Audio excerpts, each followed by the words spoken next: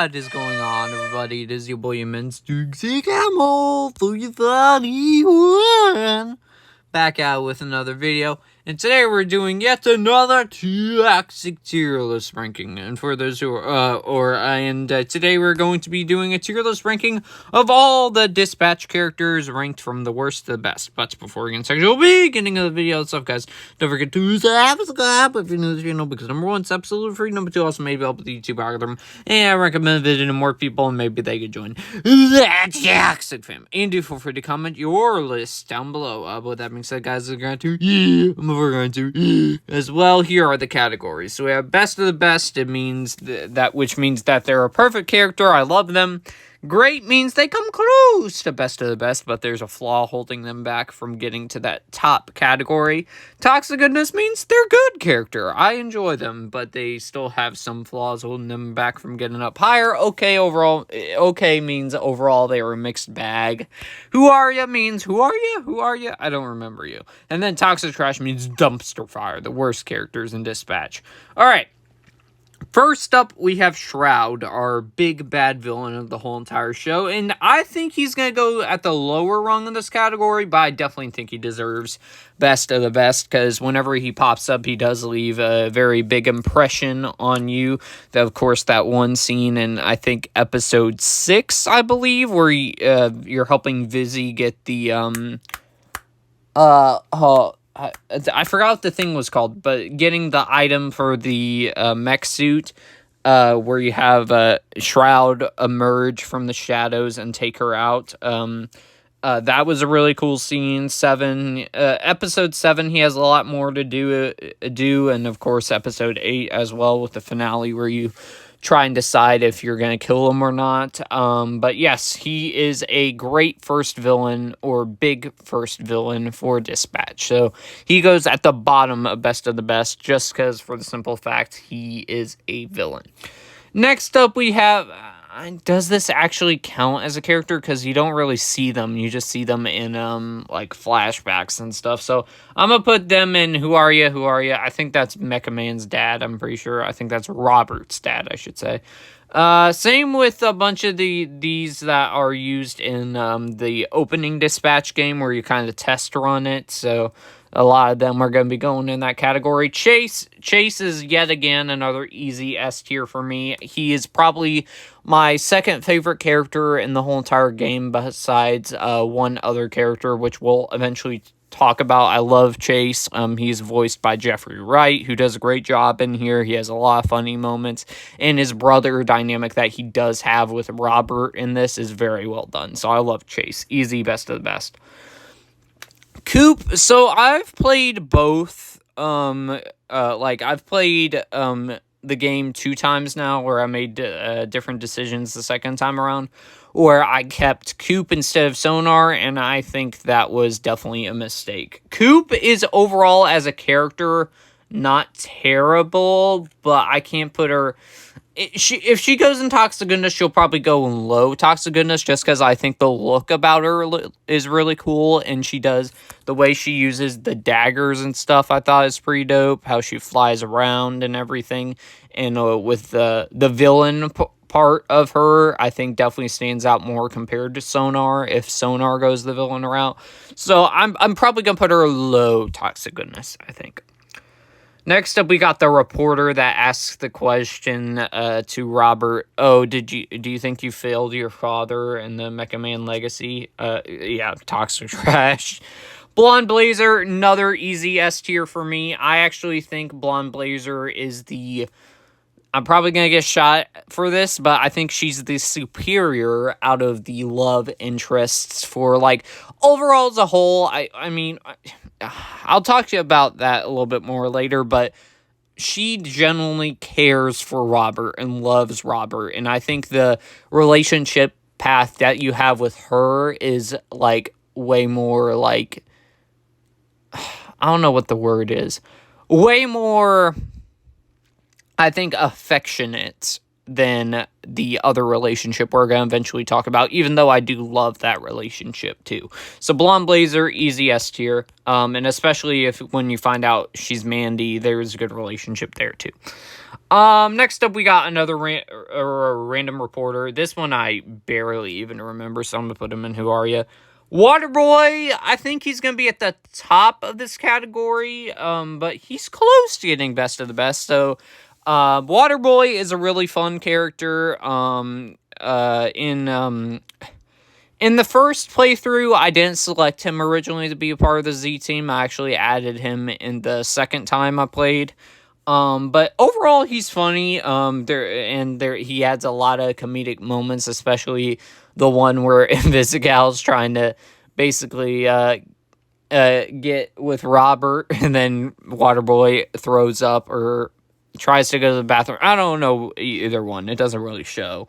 But yeah, Waterboy, easy toxic goodness for me. I do think Waterboy is a really good character.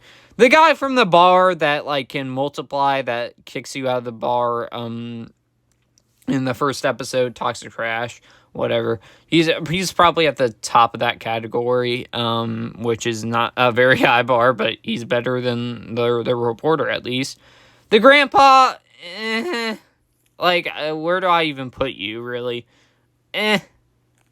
I'll just put you in okay, I guess. Because there is a pretty vital decision in that one, even though it doesn't really pay off, because Invisigal does the opposite thing you want to do, where you have to take the arm cannon off of him or disarm the bad guy before getting him. So, he's okay. Next, again, one of the dispatchees for like the practice dispatch game, Flambe.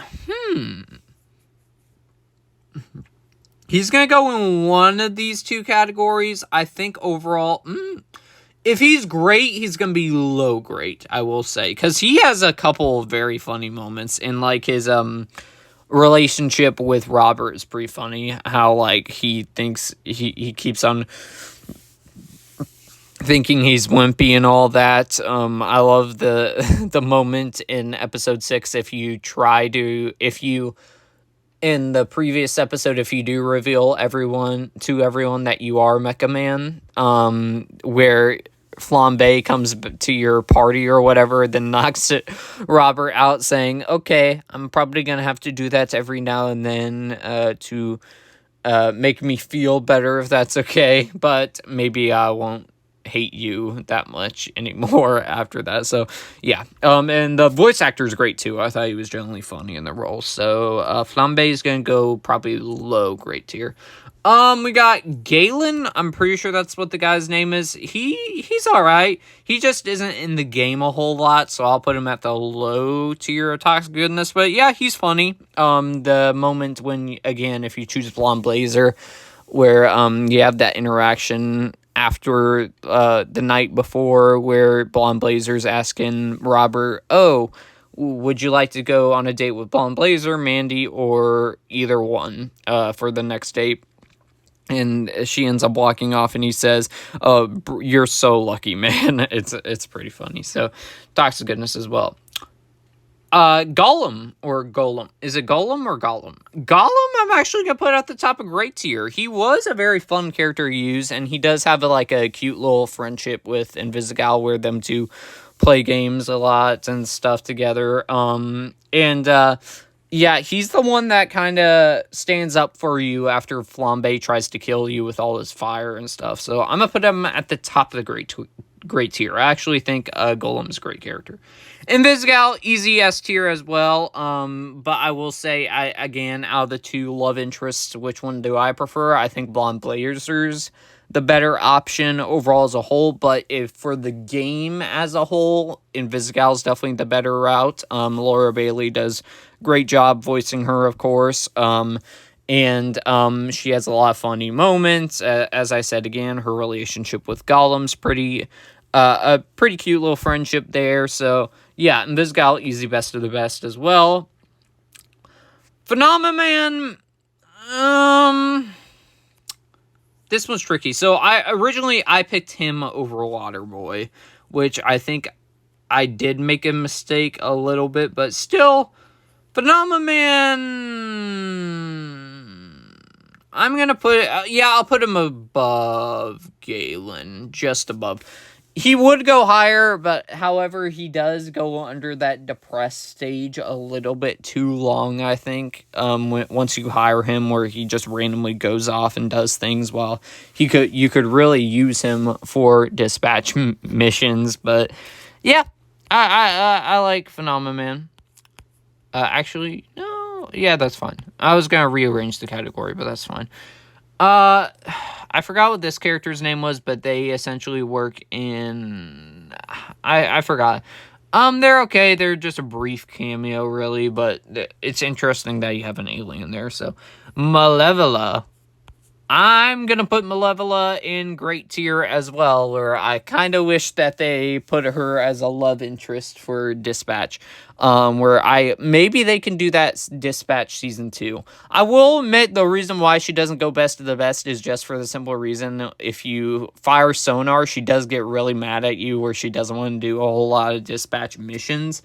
So that's the only thing, but she is a great character, a great side character. At least I would like to see her further explored and become more of a main character for the next season of Dispatch, because I thought she was I think she was easily one of the most interesting side characters for sure, and especially with her relationship with Sonar. Who are you again, like in the Dispatch missions? Prism. Again, if she goes in this category, she's going to go quite low, but Prism's pretty interesting. Her powers are pretty cool, and I think on the actual Dispatch missions, she is very helpful, I think, if you want, like, someone to have charisma and all that. But as a whole, like, she doesn't have the greatest relationship with Robert, but she does have a fun friendship with Malevola, I will say.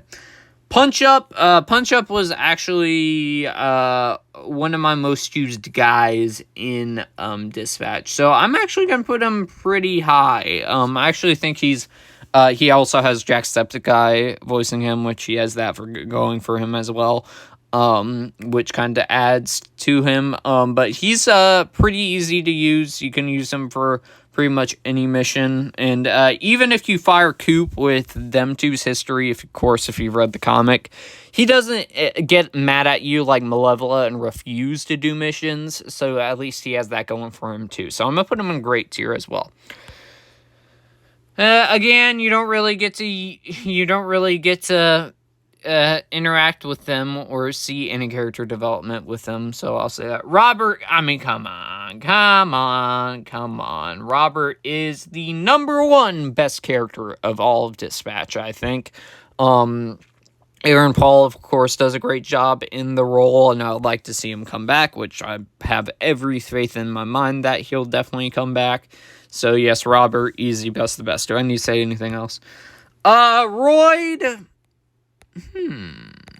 Yeah, I'll put Royd in great tier as well. I'll put him right here.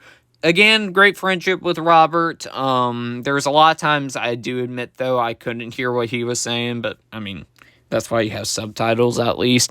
So, yeah, he's funny, so I'll put him in great. Beef, where do I put Beef? Because, yeah. You know what? Low best of the best. Screw it. It's Beef. He's funny. And he's really cute. So I'm going to put him at low best of the best.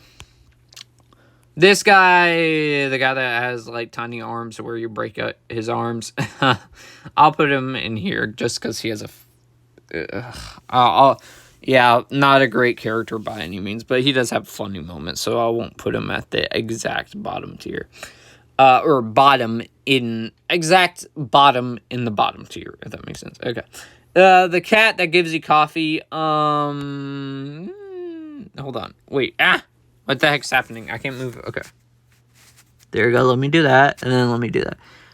Again, low tier Toxic Goodness. It's just, you didn't really end up seeing him a whole lot throughout the game, but yeah, he's cute for the moments he's on screen. Sonar, I think out of all the side characters on the Z team that doesn't play like a huge role, I think he's easily the best. So I'm going to put him in an S tier as well, where he has Penguin Zero voicing him, of course, which he has that going for it. It's pretty cool, his powers and everything. And, again, his relationship with Malevola is pretty cute, too. So, I'm putting him in best of the best. I actually really dig Sonar. Again, who are you? Who are you? They're on the Z team, that you end up using before. And then Toxic's okay. He has cool design, but he's not, he just is really one of Shroud's henchmen. That's all that stand out about him. But with that being said, guys, I hope you all enjoyed this Toxic tier list ranking. Be sure to let me know your thoughts down below on who you think is in each of these categories. But with that being said, guys, I'll see y'all next one, everybody.